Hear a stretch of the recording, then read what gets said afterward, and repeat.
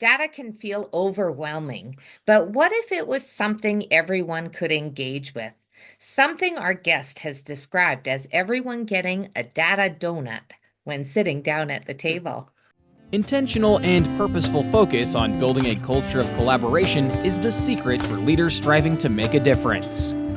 In building a culture of collaboration, Kurtis and Lorna Hewson will share simple tips, ideas, and strategies to take your organization's collaborative efforts to the next level. Welcome to another episode of Building a Culture of Collaboration. As always, I'm Lorna Hewson. And I'm Kurtis Hewson. Today, we're super excited to welcome Jessica Lane, founder of Data Informed Impact. With over a decade of experience as a teacher, instructional coach, and expert in learning and technology, Jessica brings a unique perspective that bridges the gap between teaching and data. Since launching her company in 2020, she's been helping schools use data as a tool for meaningful growth and collaboration, making it accessible, actionable, and dare we say, even enjoyable? Well, we can't wait to dive into this conversation and get started. So wonderful to have you here, Jessica. Thanks so much for having me. And I love that you quoted me on the data donut. Donuts are my weakness. Everyone who knows me knows that donuts are my weakness. My daughter went to a sleepover and she came out to the car when I went to pick her up with a donut in her hand. She's like, "Mom, I saved you one." I'm like, okay, but please don't do that again because your parents are going to be so. Oh, that's funny. But please know you're the best daughter ever. Yeah, I do appreciate it. That's so fun. Okay. So any chance I could talk about donuts, I will definitely talk about donuts. Well, then we have to go there to start. When you say a data donut for everyone at the table, what does it mean to you? It really just means that you're pulling in all those different perspectives. Everyone has a different perspective when they look at the data, and it's not, that data is useless if it's just you staring at it and expecting answers. You've got to have those conversations, you've got to have that discussion, and you've got to eat donuts, apparently. Yeah, of course. Have you ever seen the quote that allegedly was attributed to Mark Twain? I mean, I never heard him say it, so I don't know if that's for sure. But the idea that data is like garbage, you better know what you're going to do with it before you start collecting. I love that quote. Yes, me too. I'm pretty sure one of my, we'll talk about the summit later, but I'm pretty sure one of my sessions that I had, either in the last one or the one before, somebody named data is like garbage or something similar. I think it might have been me. Was it really you? It could have been, yeah. Oh my goodness. I use that one all the time because I'm a big believer that, especially in schools, we have so many data points that people have, and then if you don't have a utilization or a purpose, you of course have teachers going, why am I doing this? Why do I have to do this? And we find that if we can put purpose and focus to it, not only do teachers see the value, but our experience was people actually get excited when our next screening period is happening and we're getting more data and, oh my goodness, I can't wait to look and see if this kid progressed the way I think they probably did or what the growth has looked like. Yeah, I feel like so often we say, collection is the first step. But really, that first step has to be super intentional because if you're collecting a ton of data, you're going to lose your teachers and you're going to lose your students because you're over-assessing at that point. Like, it's not necessary. It becomes too much for the teachers, too much for the students. It becomes incredibly overwhelming. So collection, but with intention and a plan. Yeah, for sure. And many of those things, as we go engage in the work that we do too, those surface that, being able to really think about, what you're gathering and then how you're going to use it, because it's really meaningless and worthless if we don't actually respond to it. So Jessica, I'm just wondering, can you share an experience that had significant impact on you in terms of your view of how to use data? Yeah, for sure. So I started off as a high school math teacher. And when I was a teacher, I loved all things spreadsheets. Of course, I loved computer science when I was in college. Like that kind of stuff speaks to me. And I was by no means an expert, but I was starting to get the hang of using data in my classroom. So I started creating a couple little tools for other teachers, but I didn't have time. because I was a teacher. Like Yeah. I barely had time to look at my own data, let alone like help other people. But as I continued on to become an instructional coach and then eventually got hired as a data coach, I started to kind of refocus my intentions a little bit. Mm. And, I went into the data coach position thinking, okay, I'm going to be sitting down with teachers and we're going to be talking about data. And that's what the school intended that position to be as well. What happened was I was sitting down in these meetings and these data meetings with content teachers, mostly math teachers, of course, because that was my experience. And we were asked to come up with these reteaching plans based on our assessment data. And they even had a Microsoft doc sheet, not a spreadsheet, but a document with tables in it and all kinds of crazy formatting and everything. I'd been through many hands. But what I found when we went to like sit down at those meetings was that we were just filling in this template and not even getting to the reflection part. We were spending so much time like, what goes here? What goes here? And it just did not feel productive. And the more of those meetings that went by, the more we began to lose the teachers. Yeah. And they're like, this is pointless. Like, we're just checking off a box. Yeah. And so I was like, okay, well, clearly this isn't working, but that reflection piece is important. I see the value, and I know that the teachers will see the value too once we get there. So what I did was I just recreated that Microsoft Doc on a Google Sheet and turned it into a tool where they could just dump their data in and it would sort all the students into different levels and had a template there for the reteaching plan. I mean, I even went as far as to take the information that was on the table and have formulas that like wrote it out in words for those people that were just overwhelmed when they looked at the table of numbers. So I did everything in my power to be like, I will take care of all of this other stuff. What's important is that you can reflect on this data. And that's the valuable part. And that's also the part that leads to the impact, which then leads to the celebration, which then leads to the motivation. So that was kind of like the turning point where I was like, oh, it's not that they don't want to do it. It's that it's tedious. Like it's not a fun experience right now. Well, I have to reflect and say it must be purely an American thing to have to just feel like you're filling in boxes. We don't have that in Canada. I'm just kidding. As you're describing that, we see it all the time. And in fact, one of the key messages that we share is we should not be coming to the table with teachers with unrefined data, or even worse, having them have to input all their pieces. We actually, for those that are leading the conversation or wanting the teams, whatever that role is, as instructional coach, school administration, if we want the teams to really use the data, we have to come with it organized, ready, and as easily as possible, make it so that their conversation is not about what is the data telling us. It's more about what is the data telling us we should possibly do next. Yes, it reminds me of this one session that we had with like a data expert that was coming in to teach us about a platform, and the platform it wasn't her platform, so this is not by any means anything about her, but the platform itself was very clunky. It was kind of hard to be able to see the student scores and sort them. And so one of the teachers was like, okay, but can we get them in student groups? Because that's what we need to see in order to make it valuable. He said, yeah, you can download the data into a CSV and you can go through and do some sorting and reorganize the columns and then also do some conditional formatting. And they all just turned and looked at me. Yeah. And I was like, I got you. Don't worry. I'll come up with a template. You can dump it in, press a button, and it does it.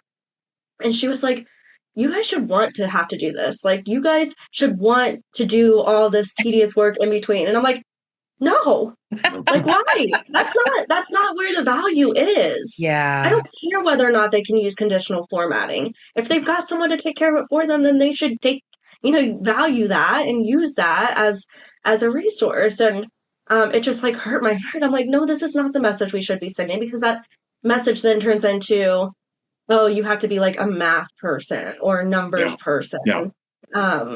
But it was It was heartbreaking. I made the template anyways and sent it out to them. Of course you did.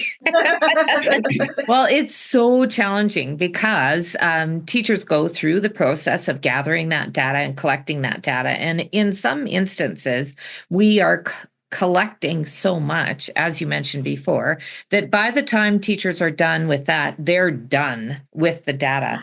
And they don't realize the power it has in reflection. And I love that idea that, we want to put it into a format that is easily accessible, that we can go to reflection. And reflection could be as simple as, what are some celebrations that you see in your data? What are some areas that we need to focus on because there's some improvement to be had? And, how can we move forward with that and really respond to what the data is telling us? And it doesn't have to be complex in that reflection piece, but the reflection piece is where we actually see impact for students. So obviously, Jessica, this is building a culture of collaboration. We're going to get to why we think analyzing data individually is not as powerful. It's important, it's valuable, but not as powerful as being able to do it in teams. But before we get there, I just want to touch base on how we first came to know of you, and it was through your Data and Education Online Summit. I had the chance to come in and present in January, but I know it was not the first time that that's been hosted. I'd love for you to just tell us a little bit more about that event, how it came to be, and what you're looking forward to. I know I'm super excited for what's to come here in June. Yeah, me too. Yes, I started the virtual summit last year. I had the first one in June, and it was amazing. It was a ton of work, not near as much work as in person, but still a lot of organization and just learning. And I was also setting it all up while having a full-time job because I didn't go full-time consulting until after the summit. Mm-hmm. But I really thought that it was necessary because, we don't actually, I've never found a data-focused either in-person large conference or virtual summit within North America, at least. Yep. Now, I did get a little bit of inspiration from my buddy across the seas, Chris Smith. He was in Singapore. He just recently moved, and I can't remember where he moved to. But he holds an in-person conference, an international in-person conference. But unfortunately, I haven't been able to go. One day I will go. And so that was a little bit of inspiration to me. And I was like, you know what?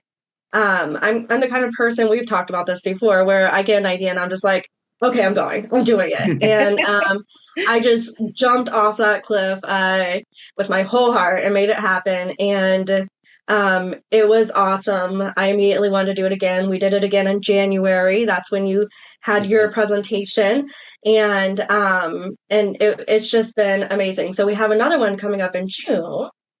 And I'm really excited about that one. Do you want to share any information about that one, Chris? Yeah, we've been in conversation and really excited to be a keynote there. I'm a big believer that data in and of itself does not have impact. It's how it connects the data to our collaborative efforts, to the way we're going about supporting students. So I'm super excited to be able to share that message with audience, Jessica. Thank you so much. Yeah. And I'm so excited. While I did not remember the title of your session, I did remember how impactful it was. So I'm super excited to have you and to give you a larger chunk of time. And I think it will just bring so much value to the summit. So I appreciate that as well. Well, one of the things that I really appreciated about it too is being able to hear from different perspectives. And I know that you had presenters, well, we're in Canada, presenters through the US and beyond, but to hear different perspectives, but each person coming at it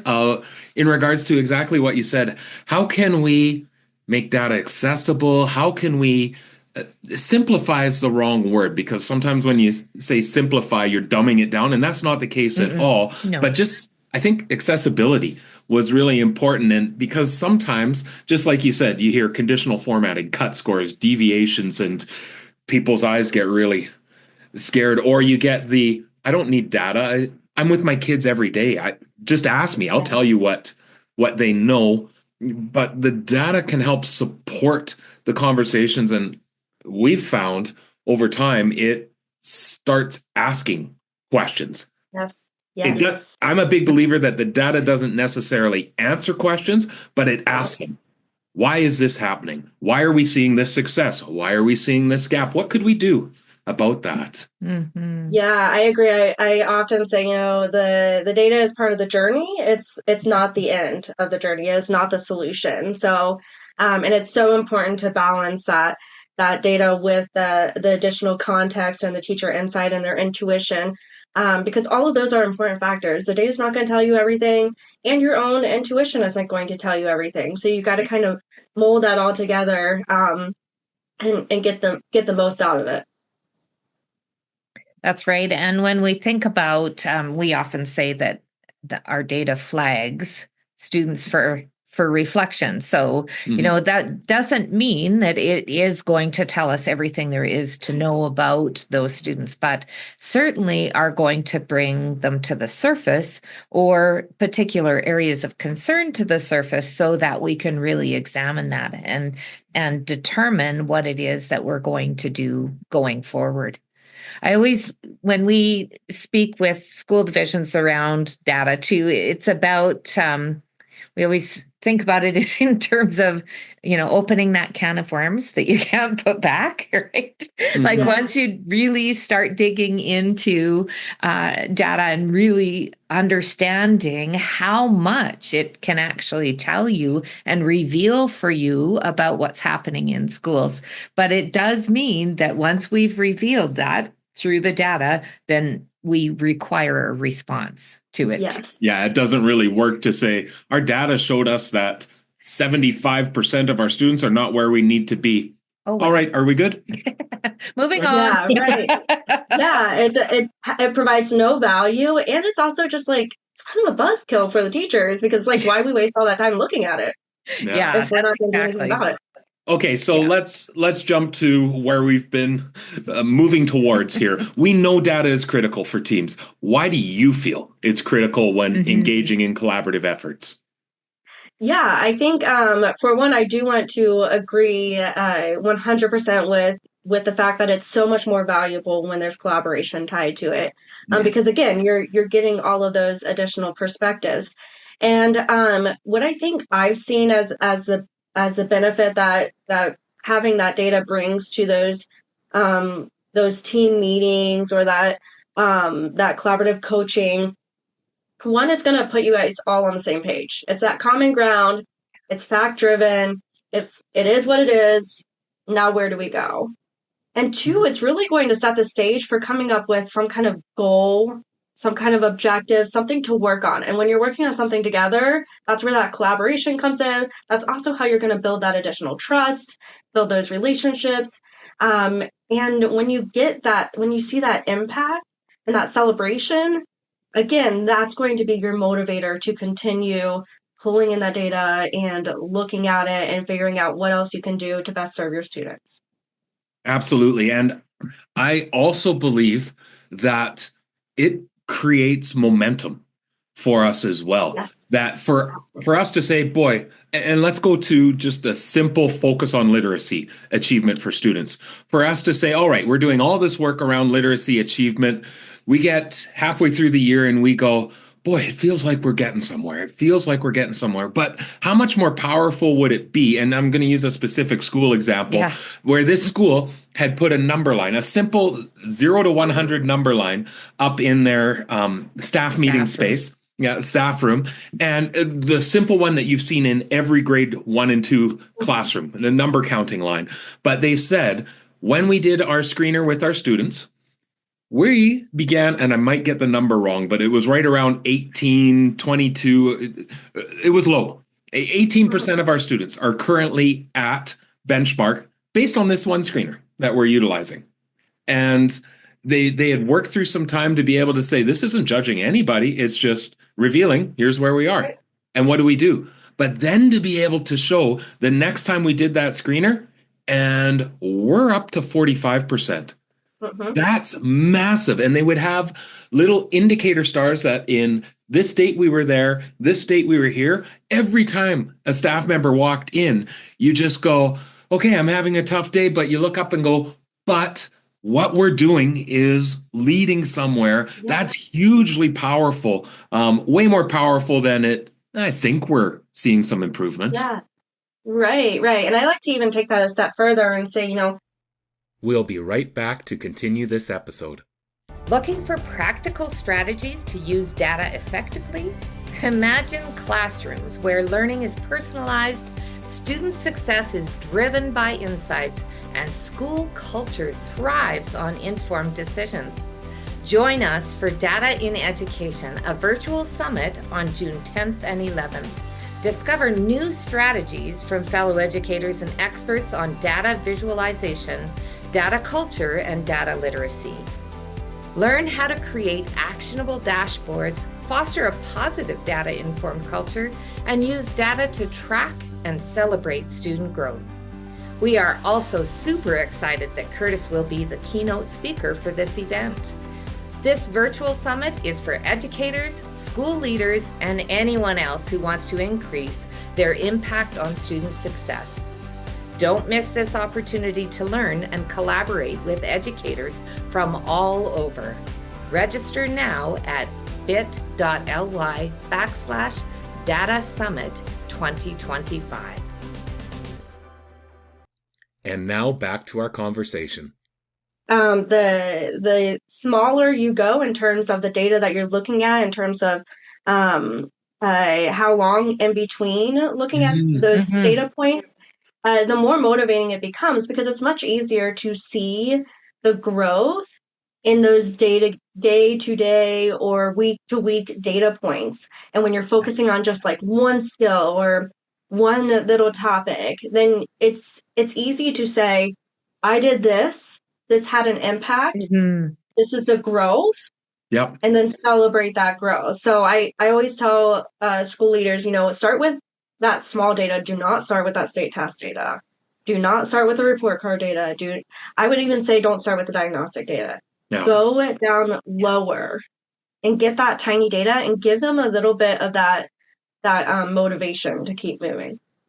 Yeah, just a taste to understand what it actually can do for you. Yeah.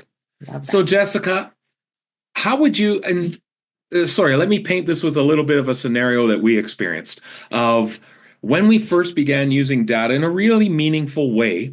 For some on our staff, some of our teams, they were a little more natural and able to move into it. We had other teams and then some team members who were really quite scared. I don't know if scared is the right word, but just uncomfortable with where some of the data was at.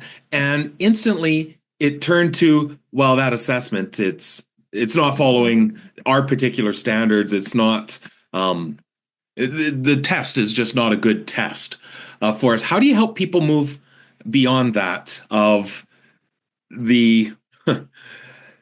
I'm uncomfortable reflecting on what it means for me. It's way easier to say, that's the norms are off, or this is just not a good test. Yeah, I think for one of the biggest things that I say whenever you're presenting any kind of data source that you think your teachers might feel a little bit defensive about, before you even start asking questions about it, the first question you should ask is, what's not included in this data? What is the context that we cannot see? Yeah. Oh, I like that. With these numbers or with these graphs or charts. And I've done this before.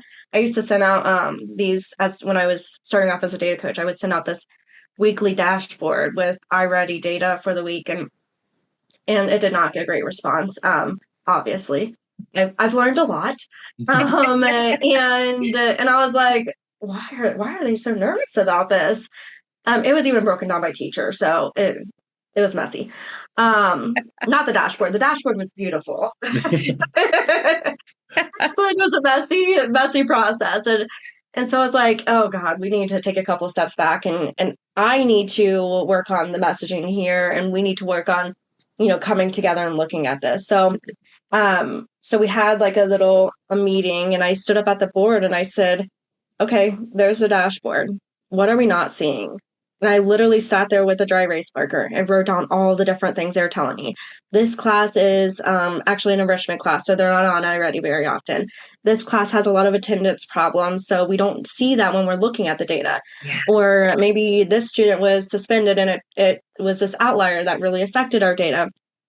And while all of those things are important things to consider, they're not everyone knows that when they're looking at this data. So I actually even made them like stand up and put their hand up and say, like, we will not judge each other based on the data that we see. Important of norms being established. Yes. Yeah. Yes. And it was such a good turnaround, because it was like, yeah, we're not ignoring all of this. Yeah. You're not ignoring all of this. I'm not ignoring all of this. Central office isn't ignoring all of this. This is all important stuff. So now that we know this and we have this data, what can we say about those two sources of information that we have? How can we pull those together to come up with some kind of plan? What do we notice that we might want to look into a little bit deeper? But yeah, starting off with that, like, I'm acknowledging that there's additional context. Yeah. I am giving you a space and a voice in this conversation, and letting them air all of that out ahead of time, so that we can move forward and say, okay, maybe it's not the best test. Maybe it's not the best source of data. What information can we gather from this? And what might we want to look into a little bit deeper, or maybe gather a little bit more better data that supports what you're saying, because if it's not showing what they feel like it should be showing, then maybe you do need to look into that a little bit further and say, okay, do you have another idea for how we can really nail down whether or not these students are learning this material?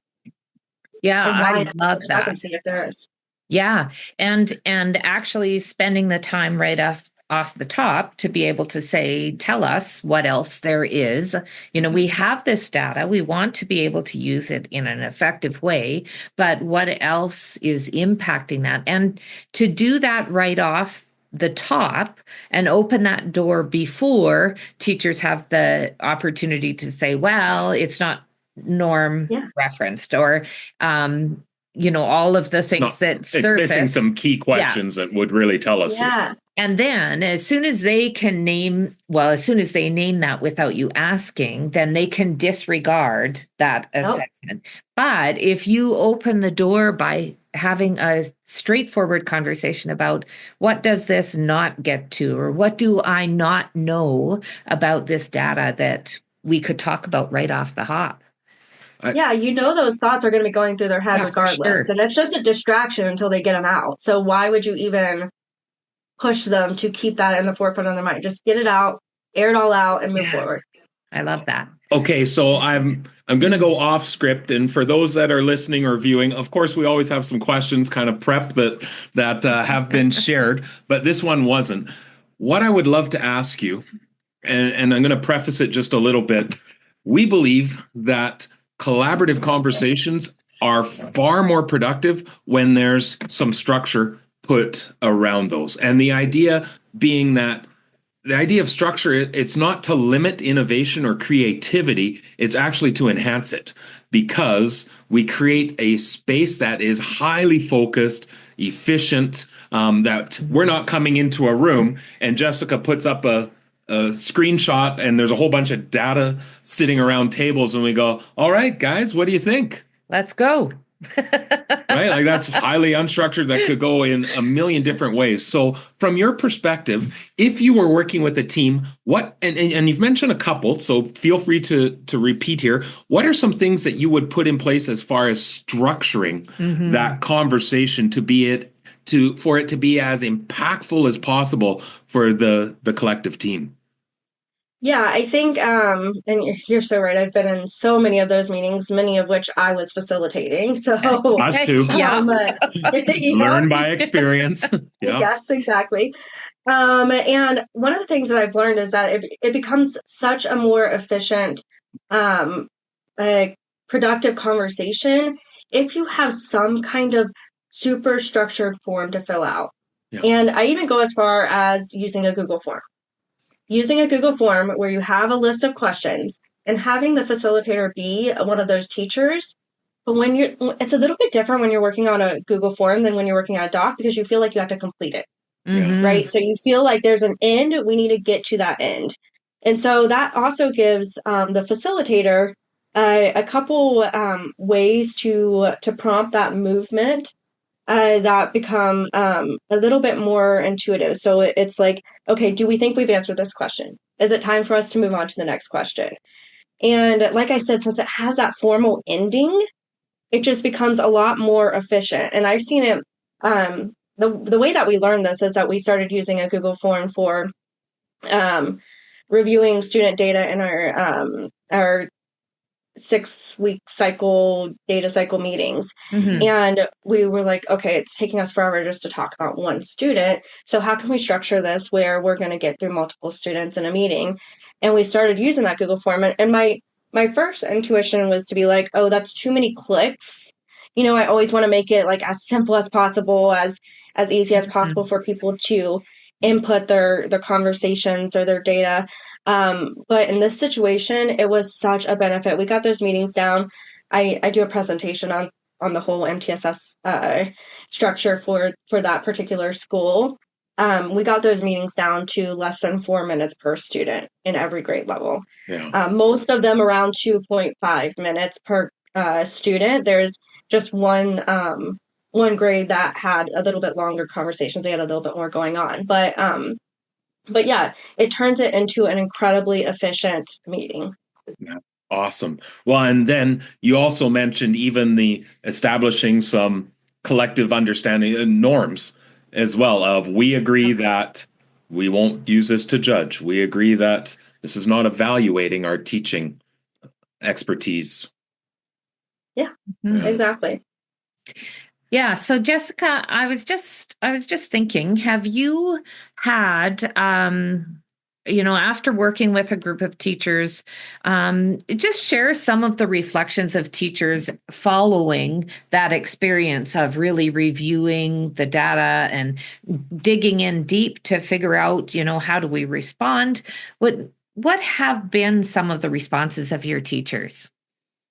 Yeah. So, I love this question because actually in that presentation that I give, and maybe I'll give you guys a link to put in your show notes as well, because it has videos from those data meetings, and watching the teachers celebrate the progress the students are making is just mind-blowing. It gives me chills every time I watch it. It gives me chills every time I present that.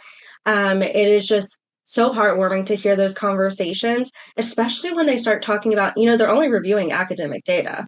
Yeah. But then when they start talking about how that has an impact on the students' confidence, has an impact on how their parents are feeling about them going to school, and therefore attendance, the students are actually wanting to go to school.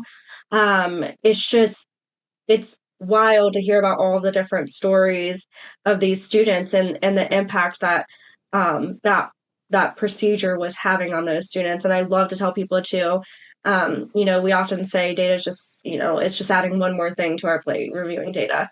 That district that I'm referring to, we had that process in the elementary school. They're now pushing it up to middle and eventually high, but we had that whole structure in the elementary school, and it took some time to set it up.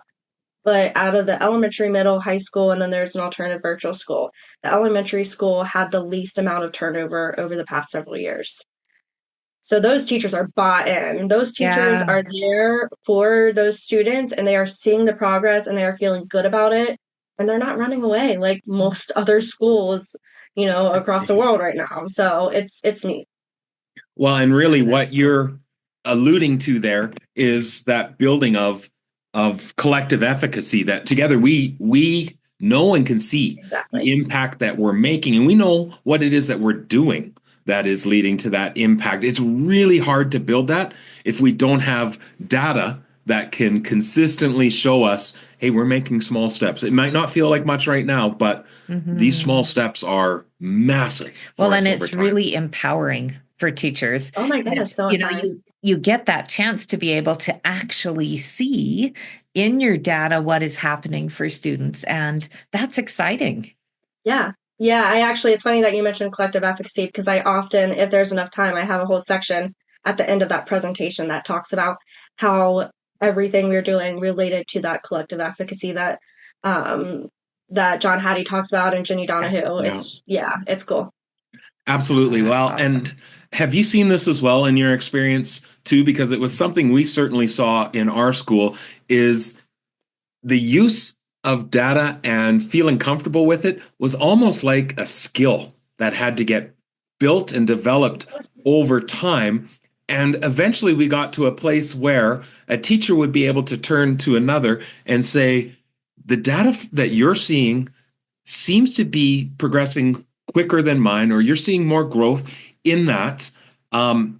I'm not threatened by that. In fact, I'd love to know what you're doing. What does that look like that you're seeing these kind of impact? Like, those were some of the conversations that came, which were really far away from where we started. Can you reflect on that development of, I mean, I've heard it referred to as data literacy, but just that for sure. growing comfort that I don't have to be scared if my data dropped from one point in time to another. Yeah, I like to think about data literacy as, do you understand what you're looking at? Do you know what questions to ask? And then are you comfortable acting on that data? And what you just described, that situation with the two teachers, there's actually another video in that data meeting or in that MTSS presentation that I'm going to have to give you now, where one of the teachers is just like absolutely confused when the person who is doing the pull-out intervention says, yeah, the student is making progress. She's like, I can't get her to do anything except for cut paper. I mean, we've all been there. Yeah. She's very honest about it. She's like, I don't know what's going on. Like, what are you doing? You're going to have to share that information with me. So that those conversations are naturally going to happen when you start presenting that data and start reflecting on it in a comfortable, open, honest conversation. Yeah. Well, but again, this is where I think the real power comes when doing it in teams. Because if I'm individually doing that with you, let's say that you and I are engaging in a coaching conversation to look at just my data, I might not be able to benefit from the experience of seeing a colleague and how they're reacting or adjusting or looking at different things within their data. That's when we found it became really powerful, is when we could put 4 teachers together and compile our data and examine what do we see for our students, even that languaging, and that just took everything to another level, where before it's, I've got my data for my kids, you've got your data for your kids, and it almost creates isolation. Shifts that that culture from my students and what I need to do for my students, but that now we're examining that data as a team, and that we're responding as a team and sharing the responsibility of all of those students. So my students become our students. Yeah. Absolutely. That shared responsibility is everything. I say, a lot of times the coaching can help with teaching that cycle and kind of giving them like a very, very comfortable little situation, just one-on-one, where you're walking them through that cycle of using data, coming up with a plan, and then feeling that motivation. But you're right, the true impact happens. And I love to tell people, I tell school leaders this all the time. If you're expecting a change in mindset, that change in mindset is not going to come from a change of procedure or a change of system, a new fancy tool. None of that is going to spur a change in mindset. That change in mindset comes from discussion. Yeah. You have to have those discussions in order to change mindset. So you just revealed one piece of advice. Do you have any other advice that you would give to leaders who are trying to build or sustain a culture of collaboration that is data informed? We usually ask this question around building a culture of collaboration, but for you, how do you make that culture so that it's data informed? And I'm purposeful in my language of moving away from data driven to data informed. Yes. We'll be right back to continue this episode. I wish we had more data, said no teacher ever. Our contemporary schools have an abundance of data we can be accessing to inform decision making from the classroom level to the school level and beyond. Data as a focal point is no longer elusive. The challenge lies in structuring and presenting it in a way that facilitates easy interpretation and actionable insights. How we organize the data matters. My name is Kurtis Hewson, lead learner and co-founder of Jigsaw Learning. In this free on-demand webinar, I'm going to be sharing with you 5 mistakes leaders make when organizing data for their teams. Access this webinar, and in addition to how to address these 5 mistakes, numerous free resources will be shared with you that you can begin using immediately.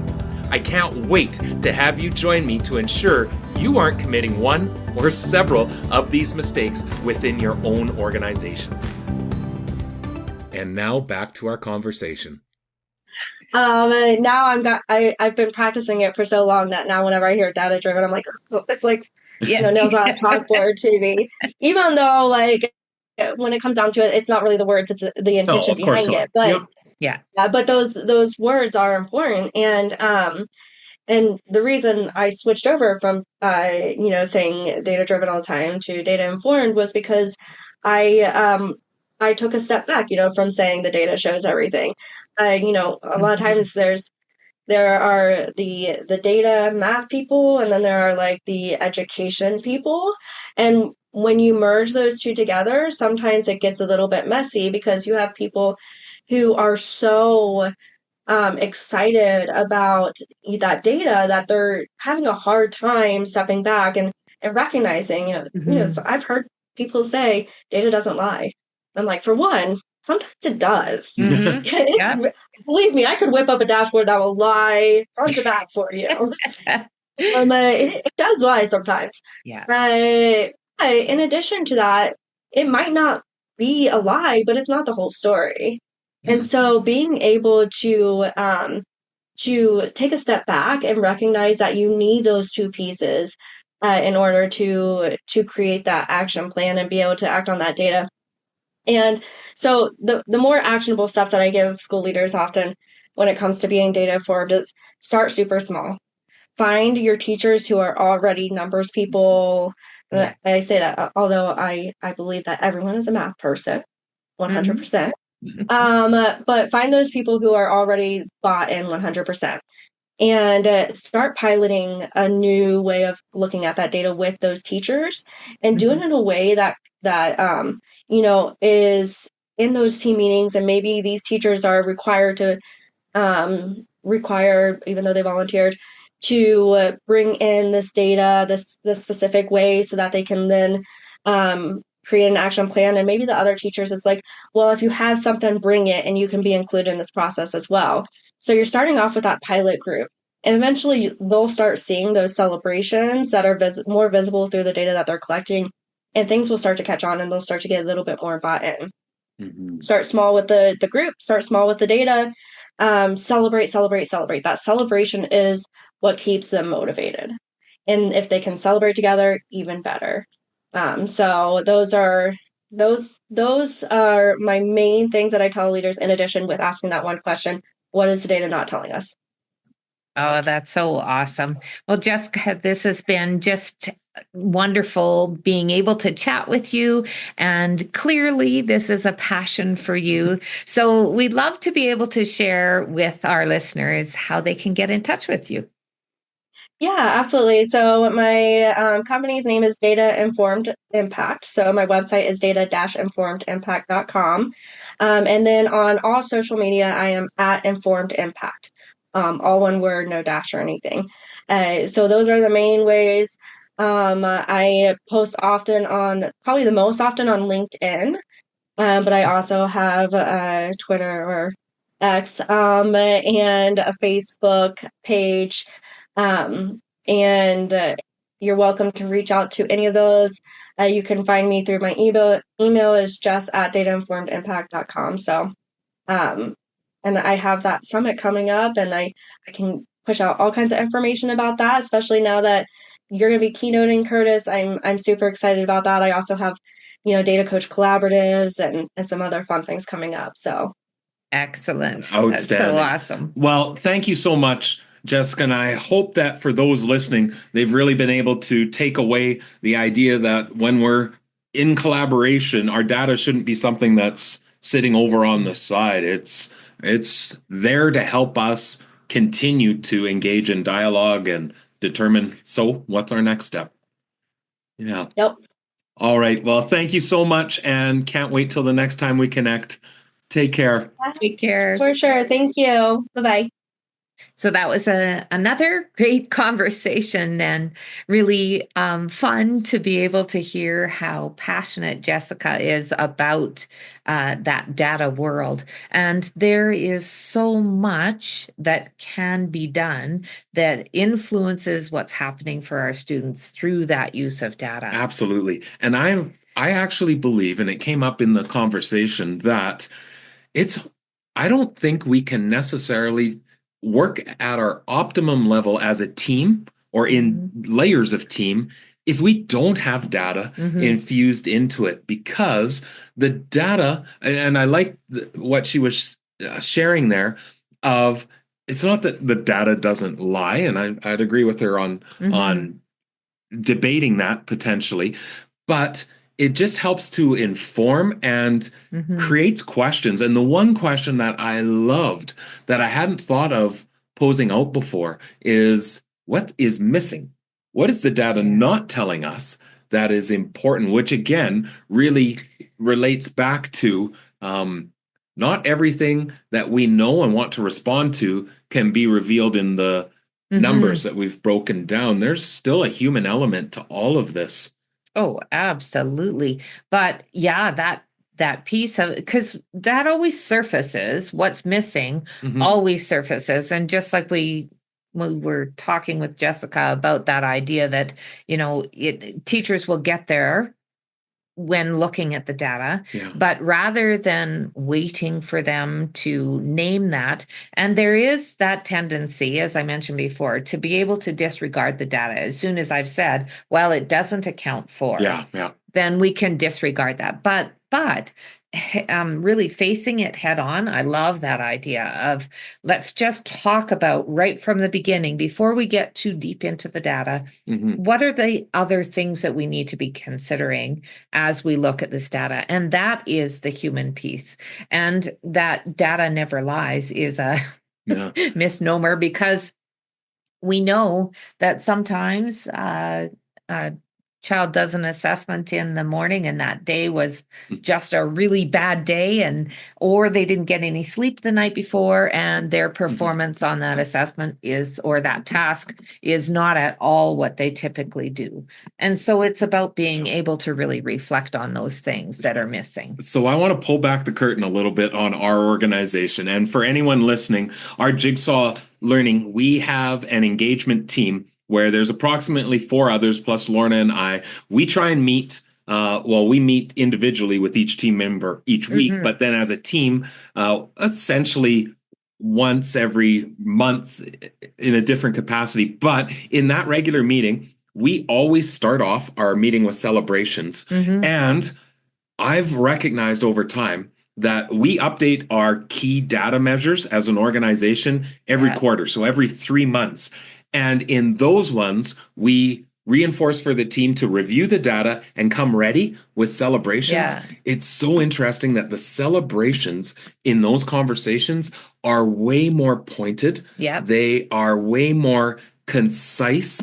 And I actually take even more joy out of those ones when someone can say, when I was reviewing, I noticed this went from this to this, where on the other months, we celebrate, I'd like to celebrate this particular thing. It felt really good, or it seemed like we had some great results from that. Once the data comes in, it just takes that conversation to the next level. And we see it within our organization, where we're not looking at students. No, we're looking at our growth as a group. But the same thing happens same principle in schools, where teachers are really begin to examine data and recognize the power of what it's actually telling you and how you can make impact with your teaching practice and impacting student learning at the same time by really examining that data and surfacing what it means for you and how you can move forward with it. Absolutely. So please check out the show notes. As always, please like, share, comment, review. It will help us continue to grow and reach other leaders that are really working hard to build effective teams within their organizations. Please also check out that Data in Education Summit. Great way to be able to learn, and I'd love to be able to have a chance to connect with you virtually there as well. So wishing you all the best, and until next time, we hope all the best for you in continuing to build your cultures of collaboration. See you soon. Jigsaw Learning, founded by Kurtis and Lorna Hewson, is a team of educators who work with schools, districts, and educational leaders to establish collaborative response to ensure success for all students. Because every child deserves a team.